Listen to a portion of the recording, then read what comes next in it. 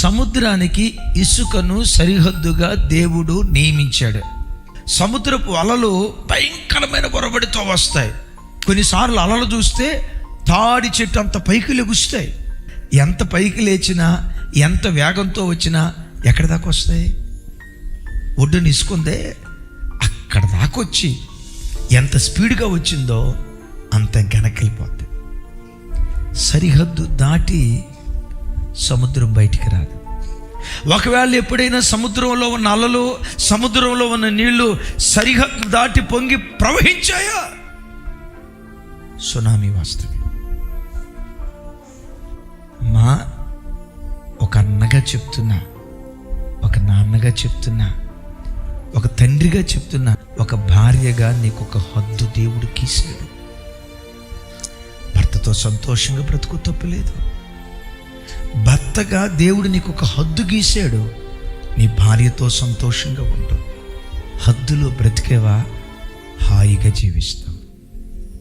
హద్దు దాటేవా, నీ ఇంట్లో సునామీ వస్తుంది.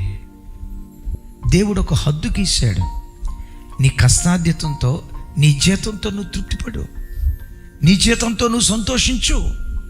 ఉద్యోగ స్థలంలో లంచాలకు పోకు, బల కింద చేయి పెట్టుకో, తప్పుడు త్రోవలకు వెళ్ళకు.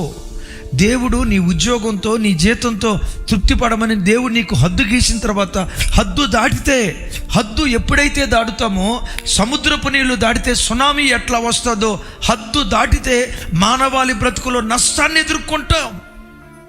ఎన్నో సంసారాలు విచ్ఛిన్నమైపోవటానికి, ఎన్నో బ్రతుకులు పాడైపోవటానికి, జీవితంలో కరువు, శాపం, నష్టం మీద నష్టం వ్యక్తులు అనుభవించడానికి కలిగిన కారణం ఏంటంటే, దేవుడు గీసిన గీతను దాటి, సరిహద్దు దాటి విచ్చలవిడిగా ప్రవర్తించడాన్ని బట్టి బ్రతుకులు నాశనం అయిపోతావు. నీ చూపుకు ఒక హద్దు ఉండాలా,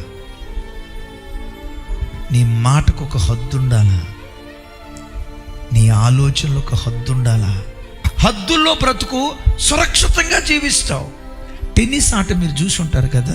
ఇప్పుడు గీత ఉంటుంది, ఆ గీత అవతల కొంచెం బాల్ పడింది అనుకోండి, ఏమంటాడు అంపైర్?